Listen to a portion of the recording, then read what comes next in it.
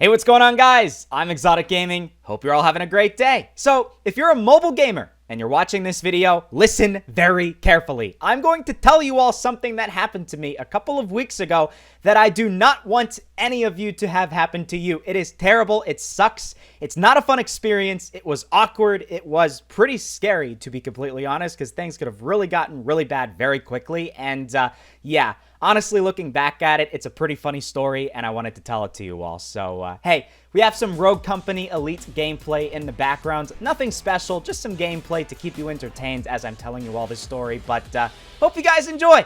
Make sure to leave a like, subscribe down below for more videos like this, and comment down below if you'd like to see more videos where I tell you all ridiculous stories that happen in my life. All right? So yeah, let's get this started here. Now, this story takes place a couple of weeks ago, just a couple of weeks ago in Norway. A couple of weeks ago, I went on a trip to a lot of different countries around Europe. Maybe you didn't know that, but I flew from the US to Norway. I was there for many weeks. I went up to Svalbard, really close to the North Pole. I even saw some polar bears and glaciers and other cool stuff like that, right?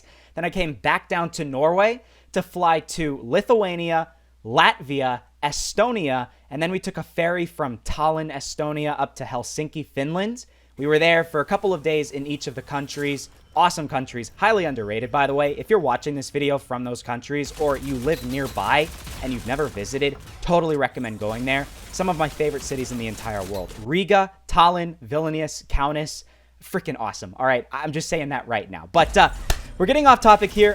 When we flew back from Helsinki to Oslo, Norway, and then we took a flight from Oslo to Orlando direct. And when we were in the Oslo airports, the US required Oslo to do some sort of like passport check to allow you to go into the international terminal.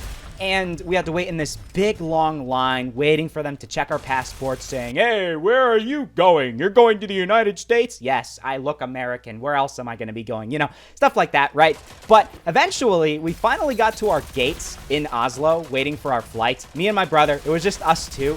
And then I scan my boarding pass, and then the guy stops, and he just looks at me, and he's just like, "Hey, you've been randomly selected for our special screening, and what you're going to have to do is give me your boarding pass. You're going to have to go over there, and we're going to have to check you a little bit more thoroughly." And here's the thing. I've never had this happen to me before. Maybe some of you guys who've gone on a lot of flights before have this happen regularly, and I'm freaking out. I'm like, okay, all right, there's nothing wrong. You know, it's kind of like one of those things where you freak out for no reason because you know you did nothing wrong, you know you don't have anything wrong, but at the same time, you're still freaking out. And at the same time, I'm also a little bit worried because there's some stuff that I have in my backpack and my suitcase that they could think is sort of sketchy. Now, when I was in Lithuania, oh no, wait, it wasn't in Lithuania, it was in Latvia.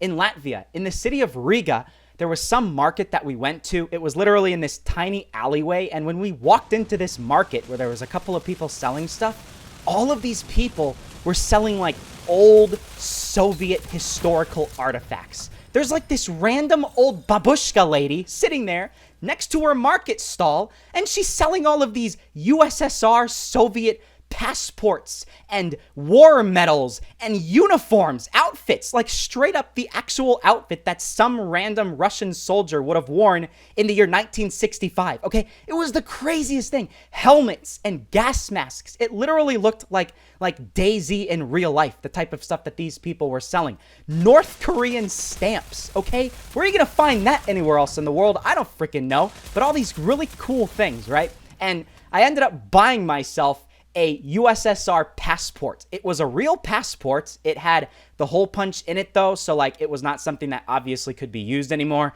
It's not something that's been active for like 30 years, but I just wanted to have it because it was cool. It looked like a cool thing, right? And I wanted to bring it back just to have it so I could show it to people and they'd be like, "Dude, why do you have that? It's some random lady's passport or guy's passport." Like, dude, what? But it doesn't matter, right? So basically, I bought this when I was in Latvia. I traveled through the rest of the countries, and then I get randomly selected in Norway for the special screening.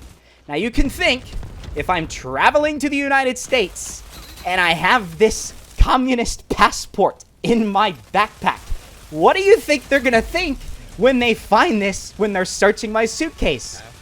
I don't know. It could be a little bit iffy, right? But I was hoping it was not going to be the case. it was pretty far down in my suitcase, and maybe they were just going to do a little bit of like a smaller search, and it wasn't going to be a big deal. So I finally actually come over to this place where there's this big curtain, big black curtain, and there's this awesome freaking Norwegian policewoman. She's standing there, and she's just looking at me, and I'm just trying to talk to her, trying to start the conversation and make it a little bit less scary. I'm still sweating and everything and freaking out, and she's just like, well, we're going to have a really nice time. And I'm just like, what? And my brother's just like, dude, what the heck, right? So eventually, she opens up the curtain. Another guy comes out. It's this other American guy. He looked like the biggest frat boy in the entire world. He just looks at me and he's just like, shut up. You'll have a fun time in there. And I'm just like, okay, all right. So then I walk in and there's this guy. There's another police guy. He's sitting in there. Or I don't even know. I guess it's police, right? It's probably the police of Norway.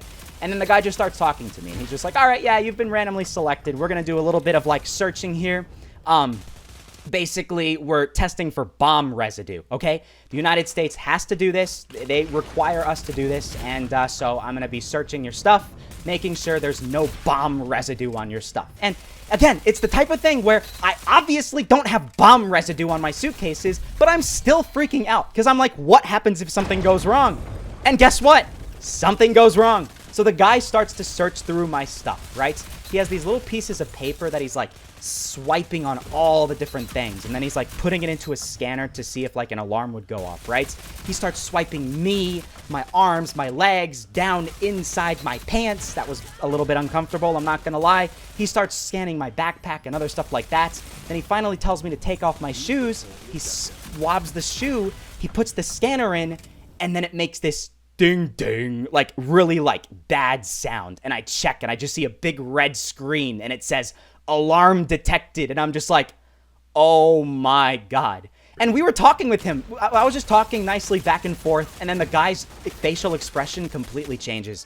And he gets super serious. And he's just like, okay, sir. Well, it seems like our alarm has detected something. So we're going to have to do a bit of a more thorough search.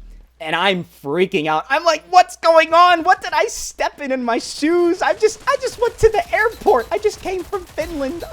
I'm innocent, I swear, right? So basically, he starts to go more in-depth in searching through my stuff. And as a mobile gaming YouTuber, here's one thing that I have that maybe some other people can relate to. I have a lot of phones, and I bring all of these phones in order to help with my YouTube thumbnails. When I'm creating a thumbnail, sometimes I have to create like a private server, maybe have a bunch of accounts join into that server, and I need to have a lot of phones. Here, let me show you. All right? Take a look at this. This is just some of the phones that I have. All right? And I brought probably like 8 phones with me, and I had them all in my backpack. These don't have cases on them, right? So what I do is I put them in a sock just so like they won't scratch one another. And the guy opens up my backpack, he starts searching, and he starts pulling out phone after phone after phone from my backpack. And I'm already sitting there like, dude, this looks so suspicious. It looks so suspicious. Already in the past, I've had people question me and be like, are you a phone salesman? And I'm like, no, I'm just a mobile gaming YouTuber. And this guy is just like, sir, there's quite a lot of phones that you have there in your backpack. And I'm just like, yeah, I know. I'm a mobile gaming YouTuber. I make videos on games, right? And he's just turning each and every one of them on, making sure they're actually phones. And then he finally gets to one. Which phone was it? I think it was this one, my Red Magic 6. And he tries to turn it on, and it doesn't turn on. And then he just looks at me, and he's just like, sir, why does this phone not turn on? Because if you think about it, if somebody's going to be sneaky and try to like hide like bombs and stuff like that, what are they going to do? They're going to put it into one that looks like a phone, but it doesn't turn on, and it's kind of like a fake. It's like a dummy or something like that, right? Or maybe they're just like hiding something. I don't know if they're hiding like some illegal substance in the phone, and it's going to look like the one that actually works, but at the same time, you have to like open it up and stuff like that. So the guy starts questioning me, and he starts getting really in-depth with this questioning and very serious. And I'm sitting there and I'm like, I promise, I swear, this phone, it died. This phone, I might have had the screen on or something like that. I don't really know. I start like stuttering my words and everything like that, sort of like I'm doing right now. And finally, I had to like try and like show him that this thing actually worked. I had to plug my phone into the wall, wait a few minutes for it to turn on, and then finally it turned on and everything was okay. And then he was like, all right, I'm convinced. All right, you're fine. You can go put some of this stuff back into your backpack. He starts swabbing around, scanning, no alarms detected. And then finally he opens up my suitcase, and then he starts going through the suitcase. And here's the thing when we get to the USSR passport. He opens up my suitcase, pulls out a bag, and sitting right there in the suitcase says CCCP. It's the passport sitting right there for him to see. And I don't know if this guy just didn't pay attention or really wasn't expecting something like this, but he looks right past it. He moves it aside, and then he goes to the very bottom of my suitcase, swabs around, and does the little alarm detection. Nothing else is detected. He tells me to put everything back, and then that's it. Do you realize what type of questioning I could have gotten if he picks this things up? He looks at it, and then he starts to actually realize what it is. There could have been a lot of questioning, because that's not something that I think the US would just be like perfectly fine with. I don't really know. Who freaking knows, right? But basically, it could have gotten really, really bad. But the whole entire thing, the whole questioning and that entire experience was just the scariest thing in the entire world. Finally, after I probably sweat an entire pound of water out of my body and I put everything back in my backpack, he told me I was free to go. I open up the curtain. Half the people there in the terminal were just staring at me because I guess that alarm detected sound was really loud, so everybody was kind of like, wow, who's the person that had the alarm detected, right? And then my brother's just like, dude, you idiot, why'd it take you so long? I'm like, I don't know. And then I just tell him the whole freaking story, and then that's basically it. I was able to bring everything back to the United States. Everything is fine. And I got my USSR passport safe and sound in the United States. It once was some random person's passport, but guess what? It's mine now. I can't use it as a passport, but it's just a funny thing. Look at that. We got stamps from probably the year 1970 or something like that. That is awesome. That is so cool. And yeah, so that's basically the whole freaking story. Maybe this video took a little bit longer than I was expecting, but I hope this was a funny story to you guys. Moral of the story, if you're a mobile gamer, please do not bring a bunch of gaming phones in one spot because they're going to start questioning you about it.